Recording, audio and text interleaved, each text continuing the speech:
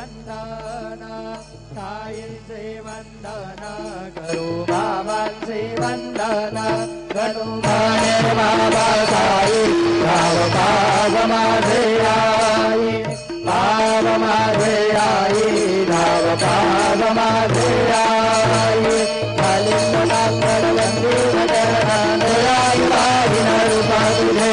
प्रेमे अनित्यनानंद भोजन हरे वाहिन मणे नाम त्वमेव माता च पिता त्वमेव त्वमेव मन्दर्गभगा त्वमेव त्वमेव विद्या तृणं त्वमेव त्वमेव सर्वं मम देव देव कायेन वाचा मनसेन्द्रियैर्वा बुद्ध्यात्मना वा प्रकृतिस्मरात् करोमि यत् सकलं परस्मै नारायणाय समर्पयामि भक्तं केशवं रामनारायणं कृष्णदामोदरं वासुदेवं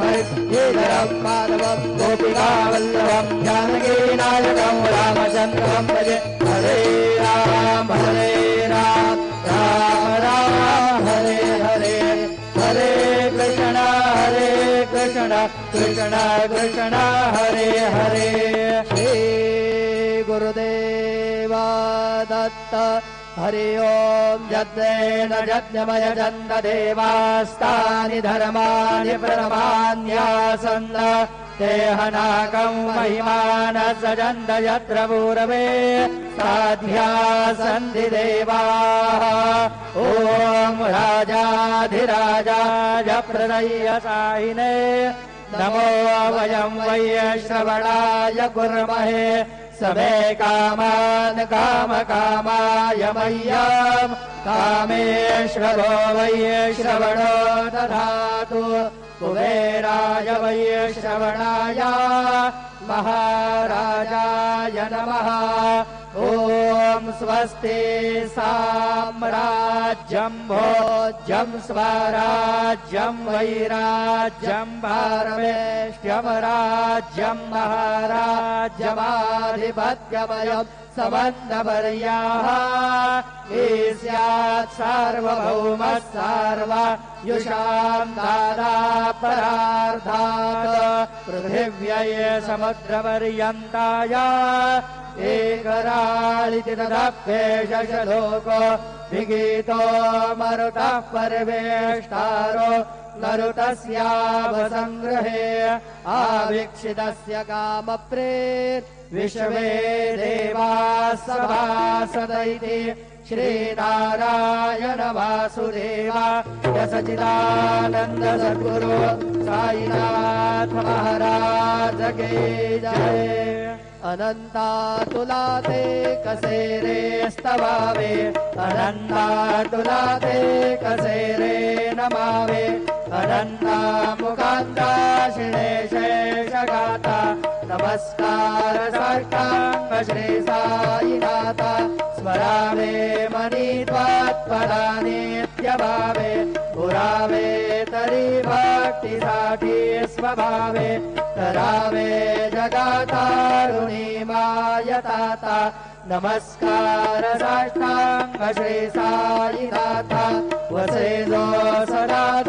वया संतलीला विषयाद्य लोका परिजो जनाला परियंतरिज्ञान कैवल्यदाता नमस्कार साष्टांग श्री साईनाथा परालाधला जन्महामानवाचा नरासार्थका साधनीभूत साचा धरो साई प्रेमा गळाया हंता नमस्कार साष्टांग श्री साईनाथा करावे करीसान अल्पज्ञबाला करावे आम्हा धन्य जुंब निघाला मुखे घाल प्रेमे कराग्रासाता नमस्कार साष्टांग श्री साईनाथा सुराधिक ज्यांच्या पदावंदिताती शुभाधिक जाते समानत्व देती प्रयागादि तीर्थे पदे नम्र होता नमस्कार साष्टांग श्री साईनाथा तुझ्या ज्या पदा पाहता गोप पाली सदा रंगली चित स्वरूपी मिळाली करीरास क्रीडा सवे कृष्णनाथा नमस्कार राष्ट्रांग श्री साईनाथा तुला मागतो मागणे एक द्यावे करा जोडितो दीनातियांत भावे भवे मोहनी राजहातारियाता नमस्कार साष्टांग श्री साईनाथा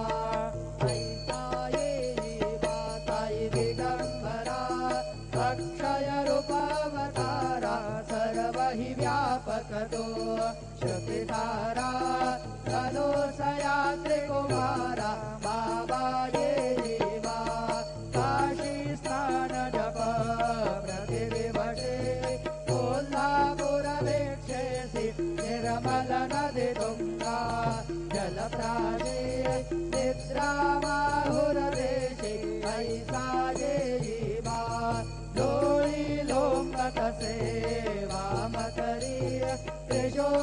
त्रिशूलडमरोधारी भक्तावरद सदा सुखकारी देशिल मुक्तिकारी ऐसा ये जीवा साई पादुका जपमाला कमंडलो मृगजाला धारण करशिला नागजटा मुकुट शोभतो माता ऐसा ये जीवा कत्तर तुझाया जे ध्यानी अक्षय दंडे सदनी लक्ष्मीवास करी दिन रजनी रक्षसि संकट वारुणी ऐसा ये जीवा या परिध्यान तुझे गुरुराया दृश्य करी नयनाया पूर्णानंद सुखे काया लाविसि हरि गुण गाया ऐसा ये जीवा साई दिगंबरा अक्षय रूपावतारा सर्व हि व्यापकतो श्रुतिधारा धनुषया त्रिकुमारा बाबा ये जीवा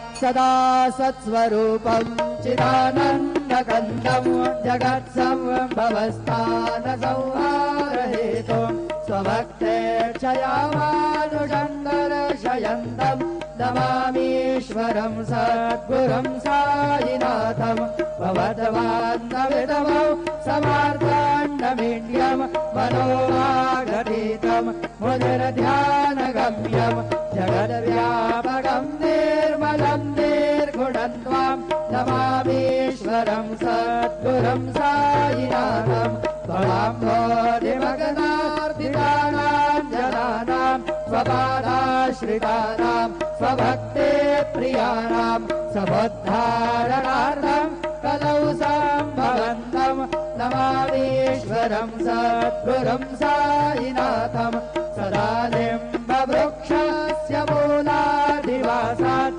सुधास्राविणं ते तमप्यप्रियन्तं तरुङ्गल्पवृक्षाधिकं साधयन्तं नमामीश्वरं सद्गुरुं साईनाथं सदा कल्पवृक्षस्य तस्याधिमूले भवद्भावबुद्ध्या सपर्याधिसेवां नृणां कुर्वतां भुक्तिमुक्ते प्रदन्तं नमामीश्वरं सद्गुरुं साईनाथम् अनेकाश्रुतातर्क्यलीलाविलासै समावेष्टृदेशानभास्वप्रभावम् अहं भावहीनं प्रसन्नात्मभावं नमामीश्वरं सद्गुरुं साईनाथम् सतां वेशमाराममेवाभिरामं सदा सज्जनैसौ स्तुतं सन्नमद्भिः जलामोदरं भक्तभद्रप्रदन्तं नमामीश्वरं सद्गुरुं साईनाथम् अजन्माद्यमेकं परब्रह्म साक्षात् स्वयं सम्भवं ममेवावतीर्णं भवद्दर्शनात् पुनीतं प्रभोऽहं नमामीश्वरं सद्गुरुं साईनाथम् कृपानिधे किल नृणाम् सर्वार्थसिद्धप्रद युष्मत्पादरजः प्रभावमतुलम् धातापि वक्ता क्षमः सद्भक्त्या शरणम् कृताञ्जलिपुट सम्प्रापितोऽस्मि प्रभो श्रीमत्सायि परेशपादकमला नान्यच्छरण्यम् मम सायि रूपधर राघवोत्तम भक्तकामविबुधध्रुवम् प्रभो माययोपहत चित्तशुद्धये चिन्तयाम्यहर्निशम् मुदा शरत्सुधांशु प्रतिमम् प्रकाश कृपातपात्रम् तव साईनाथ त्वदीयपादाब्जसमाश्रितानाम् स्वच्छायया तापमपाकरोतु उपासनादैव साईनाथ स्तवैर्मयोपासनिना स्तुतस्त्वम् रमेन्मनोन्मे तव पादयुग्मे भृङ्गो यथाब्जे मकरन्दलुब्धः अनेकजन्मार्जितपापसंशयो भवेद्भवत्पादसरोजदर्शनात् क्षमस्व सर्वानपराधपुञ्जकान् प्रसीद साई सद्गुरो दयानिधे श्री साईनाथ चरणामृतपूर्णचित्ता तत्पादसेवनरता सततञ्च भक्त्या संसारजन्यदुरितौ अधमनिर्गतास्ते कैवल्यधाम परमम् समवाप्नुवन्ति स्तोत्रमेतत्पठे भक्त्या यो नरस्तन्मनः सदा सद्गुरो साईनाथस्य कृपापात्रम् भवेत् ध्रुवम् करचरणकृतं वा कायजङ्गरमजं वा श्रवणनयनजं वा मानसं वापराधम् विहितमविहितं वा सर्वमेतत्क्षमस्व जय जय करुणाब्धे श्री प्रभो साईनाथ श्री सच्चिदानंद सद्गुरु साईनाथ महाराज की जय।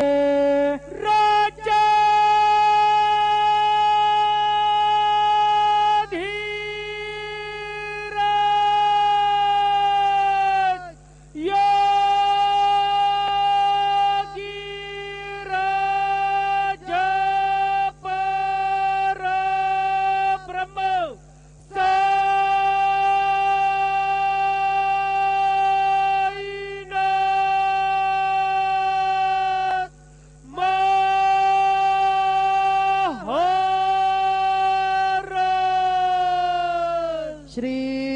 सच्चिदानंद सद्गुरु साईनाथ महाराज की जय।